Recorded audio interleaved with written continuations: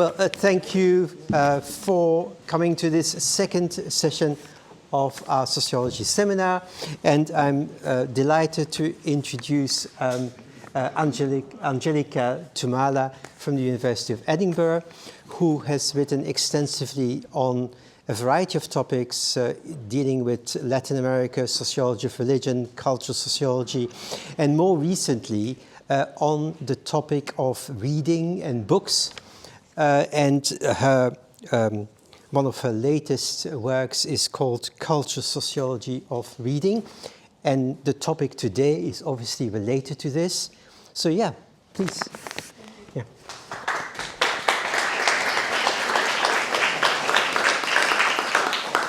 So thank you, Patrick, for the introduction and for the kind invitation. It's a pleasure to be here, and it feels a bit like I got into a time machine because I was here a long time ago doing my PhD with David. So it's nice to be back. So what I'll do is, the topic is the love of books in the UK, remediation and attachment in the reading of ebooks. And I've divided the presentation into two parts. The first is about 10 minutes of an introduction to the project on which this is based, a couple of definitions, and then 30 minutes or so on this chapter that I'm presenting. Sorry, I forget that this doesn't. No. Is it? Oh, it is working. Sorry. So this is part of. It's a chapter of a monograph that will be called The Love of Books, Attachment to a Changing Cultural Object. The research question of the book is about the bond between people and books. So this means the attachment between people and the practice of reading on one hand, and attachment to the book as subject on the other hand. I'm focusing on people who read print and digital books for pleasure as opposed to reading for work or for formal education.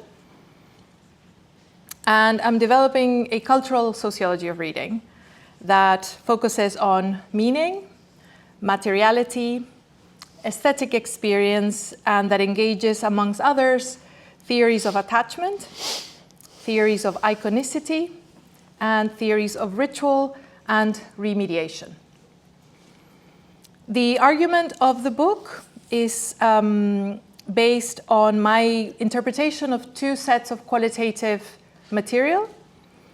The first are interviews conducted by me with adult readers, most of them based in the UK. And the second set is a sample of written responses by a panel of volunteers to questions posed by other researchers for the UK's mass observation project, and I will explain what that is in a moment. I spoke with 76 readers in 3 stages in 2015, 2018, and 2021. The first 2 rounds of interviews were conducted in person, and then the 2021 round, took place during the lockdowns of the COVID-19 pandemic. So I interviewed online people in different cities of the UK. I could get out of Edinburgh, as it were, and also some people who were based in the Caribbean at the time of the interview and who were members of Black reading groups that were based in England. My aim was to attract readers from a variety of socio-demographic backgrounds by recruiting through various channels. At the start, most volunteers were readers with higher levels of education and income. With the help of the local libraries, therefore, I reached out to less skilled readers in Edinburgh living in areas with higher levels of deprivation. And then the move online meant a wider range of locations. I also tried to balance the number of women and men and to spread the range of ages. So I have participants from 19 to over 70. Now, a large part of my participants belong, although not all of them, but a large part, belong in what Wendy Griswold, who is a very influential sociologist of reading and literature, has called the reading class.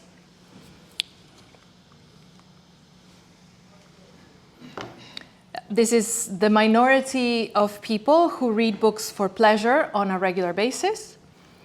And the notion reflects the division between two kinds of reading.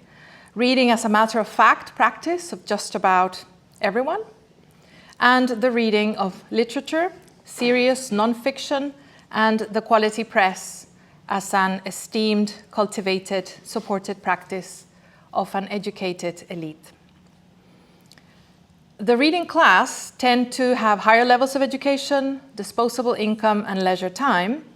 And they're also women tend to be overrepresented, and people that live in cities.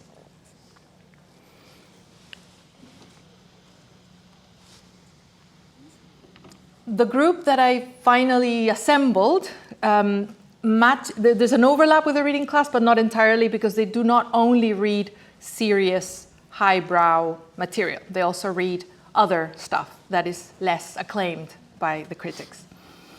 It is a self-selected group of readers, and this, I think, suits my aim of exploring attachment to reading and books amongst people who are active readers and who are already attached to books. And so I wanted to look at the shapes of attachment and what might sustain attachment.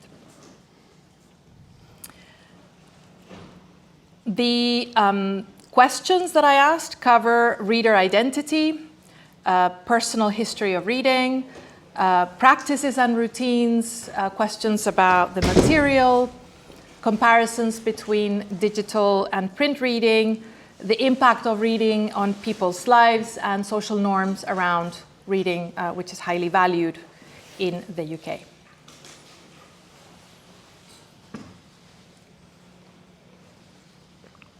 As a supplement to my interviews, I included archived material from the Mass Observation Project.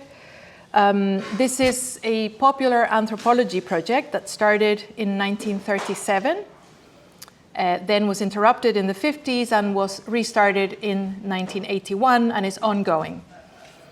The project gathers responses 3 times a year from volunteers to questions about everyday life in the UK. And I use 2 such sets designed by 2 teams of researchers. Because I'm using only a small part of the mass observation material, I'm not going to go into detail about that data set now. But if you have questions about the mass ops material, I'm happy to talk about it after. Okay, so that's the research on which the book is based. Now I want to present a couple of definitions. I'm talking about attachment. And what I mean by that is three things. One, a bond, a connection that is experienced as strong and meaningful. Second, a capacity of the moral evaluative self that is mediated by aesthetic experience.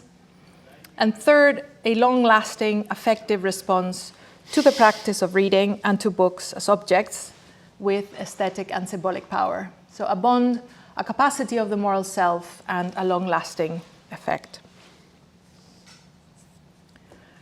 In an earlier chapter, I look at the iconic properties of books. I draw on the history and the theories of icons and the visual to highlight the importance of the material in the aesthetic experience of books. Then I engage with Jeffrey Alexander's work on iconicity and the work of Émile Gomard and Antoine Hénion on attachment. I do that to say that aesthetic immersion in books as objects and as texts supports attachment via aesthetic immersion. This involves 2 processes: subjectification and objectification. So what is subjectification? This happens when people draw the book into the self, making its content and surface their own. Readers imaginatively figure and refigure stories and characters, as well as factual information. They remember stories, characters, and the emotional experiences these afford, and they incorporate these into their personal biographies and sense of self. These interactions, I argue in another chapter, are also part of the reflexive process of making and remaking the self. Reading also mediates memory, both as a marker of time, as recollection, and as a physical biographical record. For example, when people keep books that are important to them in a unique combination of titles that may have been mass-produced originally, but that no one else will have in the exact same combination, and that is tied to the person's trajectory and their own story. Book collectors will store, display, protect, mark or mangle their copies in ways that both reflect the social life of the book and the uniqueness of whoever owns them at any given moment. So that's what I mean by subjectification, making the book our own. Objectification occurs when readers lose themselves in the textual object, when they are carried away as they read, and when they submit to the formal and physical properties of books. Objectification occurs through temporary abandonment and enchantment. When readers voluntarily surrender to the literary techniques or devices which can generate cognitive stimulation and emotional responses such as enjoyment, sadness, anger, disgust, or elation. Also relevant to objectification is the fact that book owners are constrained by their physical copy's volume, their shapes, their weight, and they are seduced or repelled by books' covers or smell, or by the texture of the paper.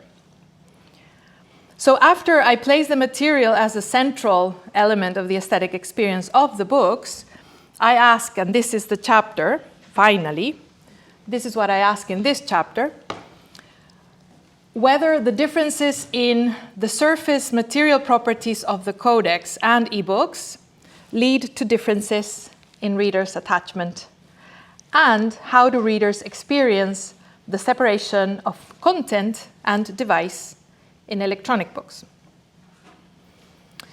Now, one way to approach these two questions is to consider the relationship between the codex and the ebook as a question of remediation, which is the other keyword that I have in the title.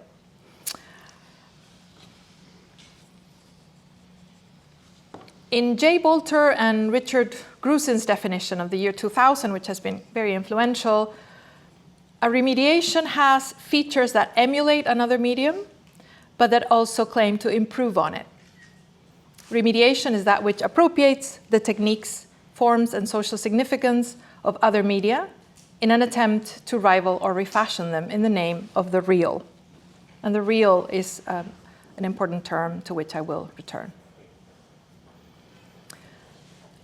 One of the arguments I make in the book is that the idea of the book as a codex, that is, the rectangular stack of paper bound together under a cover, a stable, self-contained object that can be owned, read, and passed on, this image, is very powerful and influences the meaning of books for readers of both print and digital.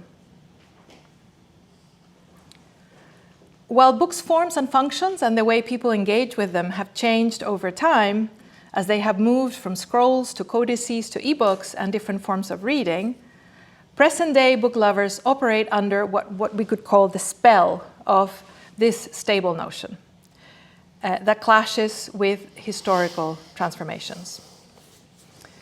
Someone like Leah Price, for example, a book historian, has said that book historians, in contrast to this image, emphasize that for most of the 1500 years of the history of this object, the rules of engagement with books were anything but simple. For example, books were not always meant to be lent, not always meant to be displayed, taken home, owned, and the features commonly associated with reading today, such as, for example, silence and immersion or focus, are relatively recent developments. My point is that while the mythical, if we follow Price, we could call it mythical, or common sense conception of the book as a codex may not capture its contingency and its historical variations, it nonetheless defines how present-day readers conceive of and sensually apprehend the book. We know that books have been one of the most consequential technologies in human history, books and literacy. They have been instrumental in a variety of social change, processes of social change. The diffusion and institutionalization of religion, science, and art. They have been instrumental in the spread of empires and colonialism. They have been also essential to the responses to these processes by the colonized and the marginalized. Books and literacy have been at the center of the formation of critical capacities, revolutionary projects, modernization, the emergence of public spheres, the building of national identities, national rule, and so on and so forth.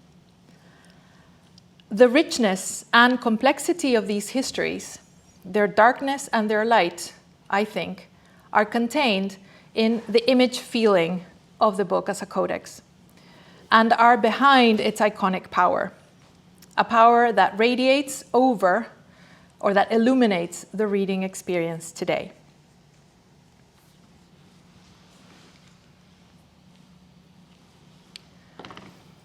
According to publishing and media scholar Simon Rowberry, in a piece about what the ebook is, it's called ebookness, the ontology of the ebook. The ebook has several features that emulate the codex and features that claim to improve on it. And I'll follow him in this description of what these features are.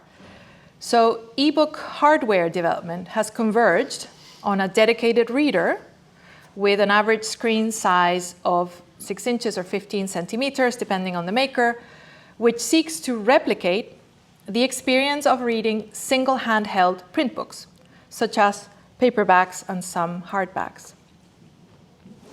The size and shape of ebook screens mimics tablets' flat representation of a page, says Rowberry. At the level of software, instead of the full connectivity of a web page, the ebook formats like MOBI, AZW, and EPUB wrap and display text in ways that evoke the analog experience of print. Ebooks include pages and the turning of pages, sometimes with sound, rather than the scrolling typical of websites, and display the width of the book in the top corner as an icon sometimes. Those are the things that are emulating the codex. The features that are marketed as improvements on the codex include that the text can be customized. The text in an ebook is reflowable. That is, it is not fixed, as he says, to the concept of a page, but can rather be changed to fit the reader's preferences and the exact screen size. Also, the uniformity of software and its compatibility across hardware configurations, together with cloud-based storage, means, and I'm citing Rowberry, users can read a single ebook across devices without losing their location. What distinguishes ebooks from other book-like formats, such as PDF files, is the provision of services, such as purchasing from within the software package, word searching, or social networking. What the empirical material that I have shows is that these features are central to the stories about convenience and attachment to the practice of reading, and they are barriers to the attachment to ebooks. Under half of the interview participants read on ebooks in a combination with print, and only 3 had switched exclusively to ebooks. Those who prefer ebooks invariably talk about convenience. They refer to access to hundreds or thousands of titles on a single easily portable device that can make commuting and traveling very easy. the ease and speed with which titles can be purchased, the ability to search up the meaning of words, the backlight functionality, and the lower prices, or no fee at all for books such as classics. One thing to note is that when I am interpreting people's accounts, I take their reports of their sensorial experiences seriously, because the way that reading feels, or the way that people think the ebook works, is essential to the experience. At the same time, I avoid the dichotomy material-immaterial that readers use as if it equated the antinomy between analog and digital. As Nick Pryor shows in his study of popular music and digital technologies, the boundaries between the digital and the analog are porous. Making digital music involves touching of screens, buttons, and all manner of concrete stuff. And reading digitally is the same. People have to hold an object, they have to press buttons and touch the screen. So I agree with Pryor and Benjamin Peters that this means that, and I'm quoting Pryor here, a strong ontology of the digital is untenable because it ends up being analog through the sense act of processing information, end of quote, and engaging the body. Furthermore, neither e-readers nor e-books are immaterial. The first are made of plastic, glass, metal circuits, and batteries. The second are data stored in computer servers. They both have carbon footprints. Although for years now, the understanding that the knowledge sector's carbon footprint can be reduced by digitalization, for example, as reported by Chowdhury, according to some measurements, the e-book is not necessarily the greener option. For example, the research by Tahara et al. Cautions that the e-book has lower carbon emissions than print books only if the comparison sets aside the fact that e-readers are not used throughout their life cycle. And if we also set aside the energy consumed by the servers where these books are stored. When people refer to print as the real book, it is not that they're necessarily unaware of the infrastructures that sustain ebooks. What they're doing, it seems to me, is pointing to the phenomenological shifts in their engagement, including the separation of content and device, and the changes in the conditions under which they access texts. As has been documented by scholars like John Thompson from this Department for Academic Publishing and Ted Strifas for Commercial Publishing, the digital and commercial environment in which ebooks exist operates under a different logic or logics. The new infrastructures permit the unprecedented collection of data about the behavior of readers as consumers and the unsettling of the idea of ownership.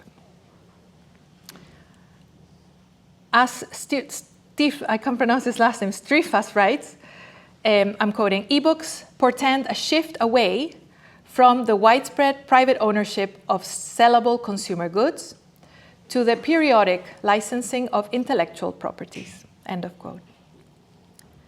Now, all this is not a matter of great concern for those who have switched to the ebook, and it is resisted by some of the fans of print.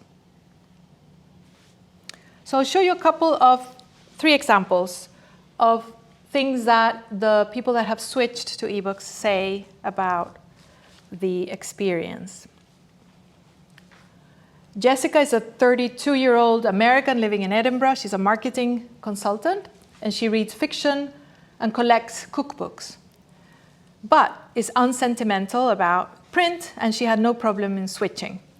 And she describes, when I asked her how this changed her reading practices, she says that it's gotten better since I got the Kindle.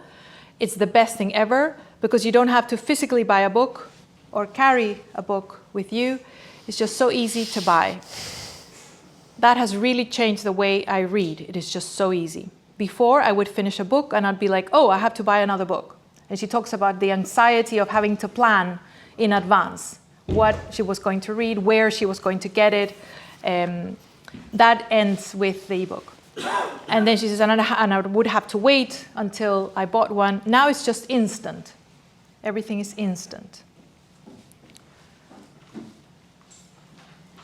Elizabeth is a 70-year-old retired GP who reads fiction, poetry, detective stories, politics, and about travel.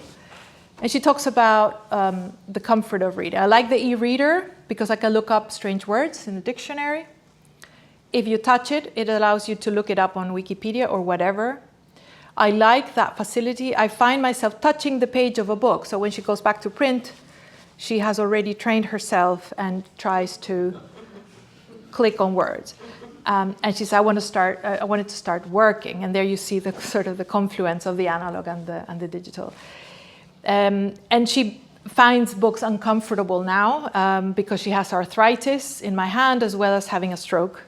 And I find physical books uncomfortable, especially big hardback copies. It's become painful for her to read. And the final example of this group is Charlotte. She's 38, an account assistant in Barbados who reads series, romance and crime. She says, when a new one of the series comes out, I reread the whole series before I read the new book because I will read it so fast that it will go very quickly. Then it takes months to see another one. So if it has 20 books in the series, I will reread all 20. And people do this. Now this supports her print reading as well. And then she tells a story about a difficult time in her life when she had a miscarriage. And she went to the UK and she wasn't sleeping. And she says, I was binge reading.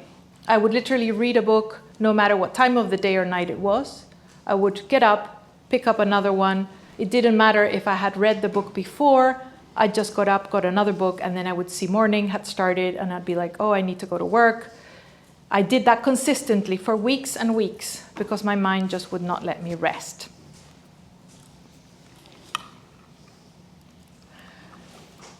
Publishing scholar Beth Driscoll and others have linked the takeoff of the ebook with the popularity of genres like romance and crime.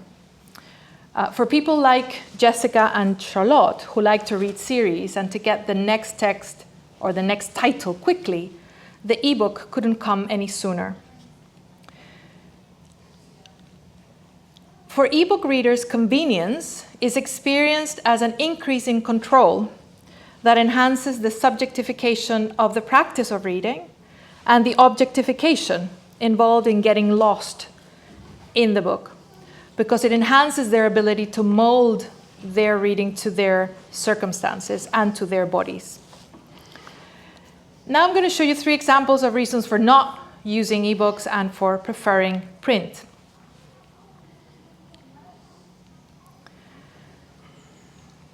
Angus, 53-year-old freelance journalist, he reads science, history, and fiction. And he doesn't use ebooks at all. He says somehow it feels a bit more distant when it's online. He's referring to reading fiction on his computer rather than on a Kindle. You're conscious this is on a website somewhere out there. Whereas the book is right in front of you. You feel directly linked up with the author of the book. You feel almost as if the author is there with you. Whereas if it's online, you feel rather detached looking at it. Is that intimacy, I think, when you've got the book, the author with you on your lap or whatever, compared with online. Now this touches on their conceptions of presence in digital environments, and I will return to it at the end. The second example is 42-year-old Heather, an occupational therapist who reads fantasy science fiction as well as literary fiction. She says that for her, the real pleasure in enjoying the book is in being able to say to somebody else, I think you would really like this. It gives me a real kick knowing the sort of books that would appeal to friends or family, to be able to say, you will love this. And then they come back and say, you're right, I did love that. So as well as being able to pass books on, It's not that I'm anti-ebooks at all. It's just for me, that's not how I have really chosen to interact with books, because obviously you just can't go, here, read this or something. She means passing it in that way, not recommending that someone downloads a book. Now, this quote points to the limits of subjectification. A visibly previously owned book, one that has been read and marked and then passed on to a friend or a relative, is a gift in the anthropological sense of the word. An object that remains bound to the previous owner or owners. Print books can be said to remain connected to their previous owners or handlers through signs of wear, markings, marginal notes, even as the print copy, which started as a commodity, can be separated from the seller via payment and the end of any obligation between the parties. Payment for a print book can be conceived in what Fabian Muniesa calls detachment devices. You pay, and the link between the producer of the book and the commodity is broken. You call it quits. I pay you for the book, now it's mine, I can do whatever I want with it. You're then free to make your mark on it and pass it on. The ebook can be considered to remain tied to its makers, and therefore not entirely susceptible to appropriation, subjectification, and objectification. Ebooks are a service rather than a commodity. Buyers of ebooks have no guarantee that the content they can access today will remain available in the future. This is why ebooks' property status is sometimes referred to as a temporary license to read.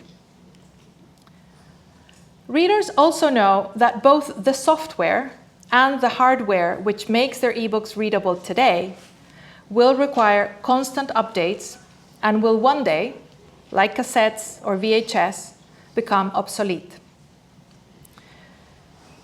Now, this is of course related to a wider economic and political issue about access to and control of digital information.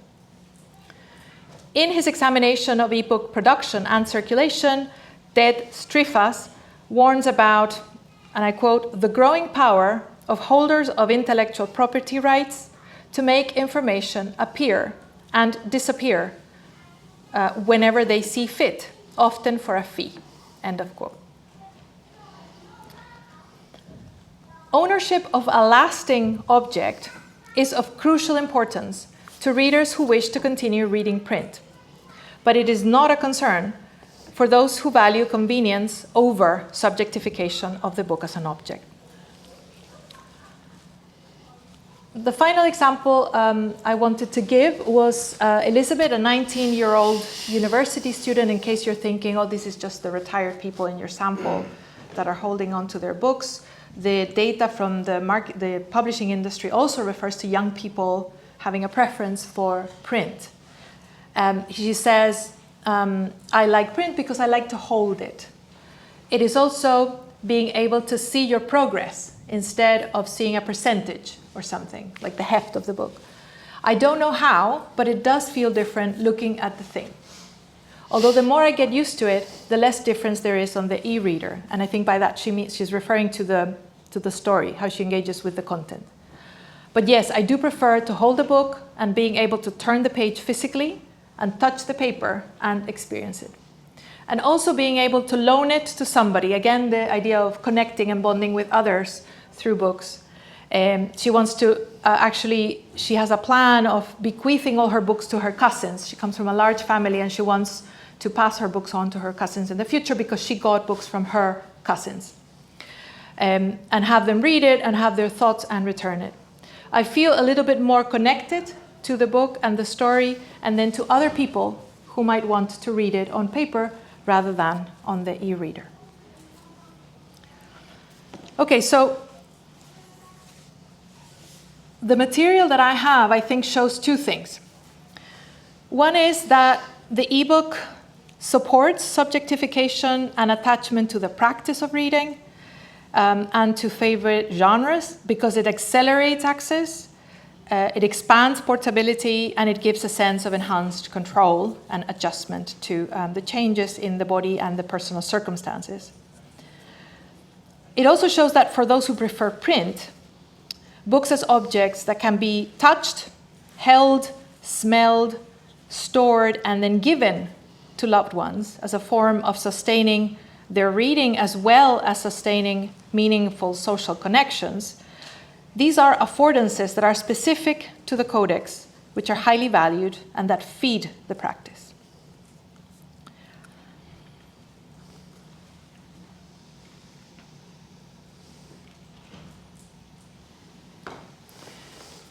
In their discussion of the applicability to new media of Walter Benjamin's ideas about the laws of aura in art, J. Bolter and his colleagues write, Benjamin was wrong if he thought audiences and producers would accept a final and irrevocable loss of aura in their popular media forms.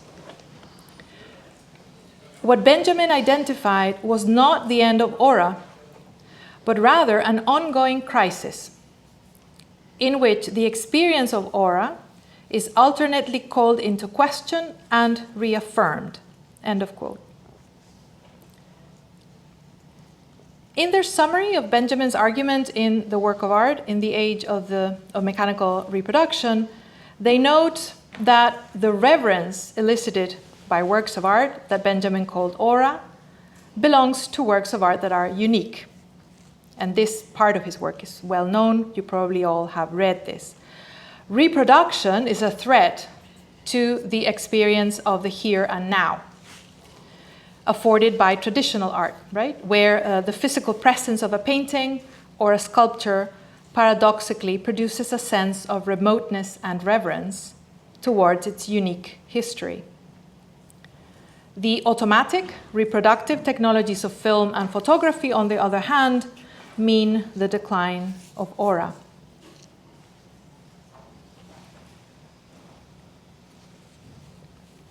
Noting that the concept of aura in Benjamin's later work, which is a bit less well known, about lyric poetry, shifts away from nostalgia and sentiment, Bolter et al. Point to the ambiguity in the definition of aura in Benjamin as the unique phenomenon of a distance, no matter how near.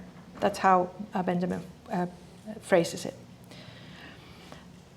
They do this to highlight, and I quote, the tension between the unapproachable and the approachable, both at the psychological level and at the cultural and economic level, which ensures that aura, as our collective or individual reaction to art, can never simply disappear.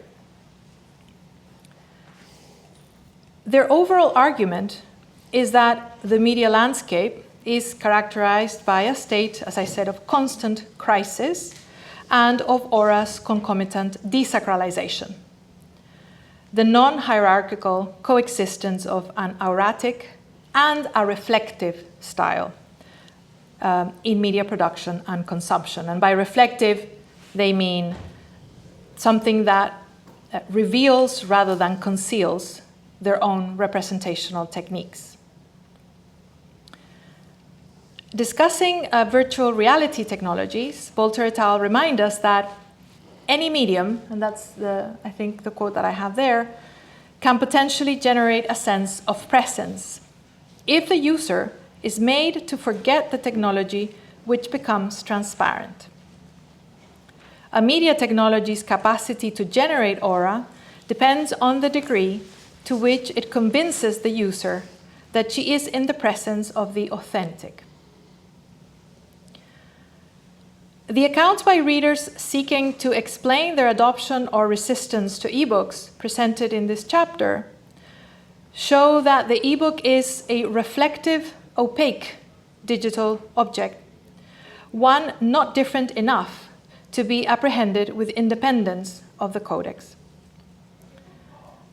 These readers' stands might have things in common with that of video gamers' dual response of immersion and skepticism that has been identified by video scholars such as, video games, Jans and Martens, the movement between enchantment and distance. While transparency and immersion are achieved for the reading event, especially for readers of romance, fantasy, or science fiction series, the device and the ebook as an object remain opaque, its features remarked upon and considered in relation to the familiar codex. The implications of this for attachment are significant. Insofar as the stories or the content read on ebooks is experienced as fluid and recognized as virtual, that is, located somewhere on a server, aesthetic immersion will be partial when compared to the aesthetic experience of print, at least for people that have grown up with both. I want to suggest that there may be a structural limitation to attachment in the ebook itself, which so far, I don't know what will happen in the future, makes it a lesser version of print every time subjectification is at stake. Insofar as iconic experience involves the interaction with a material surface, which affords also deep meanings through the imagination, then the bond between readers and their ebooks will be weak, even as the attachment to the practice of reading and to what they're accessing through the ebooks is reinforced. Readers display a highly reflexive stance that ties in with the reflectivity or opacity of the ebook itself. However, I depart from Bolter et al. To propose that the language used and the aesthetic experiences invoked show that aura has not been desacralized. Something else is happening, I think. The crisis of aura as reflectivity does not do away with the iconic power of the codex, or not yet. This brings me to the final point, the question of whether these readers that I have in my group can be meaningfully understood in terms of a nostalgia for the book in times of digitization. I propose that there is attachment to the book icon across the board, in the case of ebook readers as an evaluative framework that shapes the phenomenology of reading and the relationship with the object, and as attachment to the medium of print for those who prefer print. And that this is not simply a nostalgic defense of auratic experience triggered by the opacity or failed remediation of the ebook. What readers are holding on to when they continue to read print, having the alternative, is a rewarding and meaningful aesthetic experience which is tied and depends on the materiality of the print book. In their study of the vinyl record, Ian Woodward and Dominic Bartmansky note, and I quote, I think I have it here, "Not all things analog have lasting appeal just because our cultural reality got digitalized. Obviously," they say, "there is more to the vinyl's enduring attractiveness. We believe vinyl's survival and revival to stem from a series of genuine cultural and sensual motivations, nested alongside the material features of the object itself, rather than from an ephemeral retromania inspired by a digital ennui." They're studying the music scene in Berlin and looking at people that buy vinyls and keep them. "This is a particular life world, a taste for certain experiences, and an embedded lifestyle, not a mere vintage fashion or nostalgic craze." Now, books have had a different trajectory to that of the vinyl record because they have not gone underground and then re-emerged, but they share in the significance of the material surfaces and the subjectification and objectification that these surfaces afford. So my final point and contention is, what I'm suggesting is that the attachment amongst committed readers is not a simple matter of nostalgia, and that it is grounded in an actual experience that is rewarding and valued in its own right. Thank you.